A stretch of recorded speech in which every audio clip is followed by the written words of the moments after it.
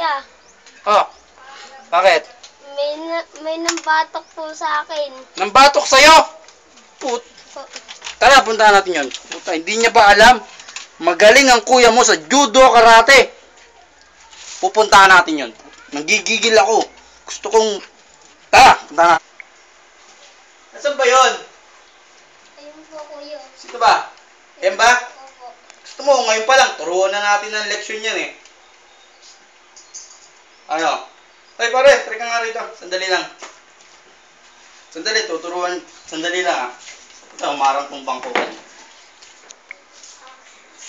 Pare. Bakit, par? Anong problema? Ha? Pare, bakit mo naman ginanon yung bata? Sinong bata? Yan? Eh, kapatid ko yan eh. Yan? Baka hindi mo alam. Eh, mukha naman tanga yan eh. Mukha tanga yan eh. Baka hindi mo alam. Magaling ako sa judo karate. Ah, judo. Anong judo alam mo, pare?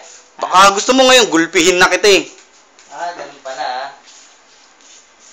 Judo pala ah. Sumipa ka kaya ng 3 beses sa ere, pare. Para alaman natin kung hanggang saan ang judo mo. Ay, pero pare, 2 years na rin kasi yun eh. Parang nalimutan ko na rin kung paano sumipa nung sa ano. Medyo hindi na ako, medyo alam mo naman, hindi na ako masyadong ano dun. Ito naman, ikaw naman kasing bata ka. Mahira ka, laro ka ng laro dun. Alam mo naman, dadaan dun eh.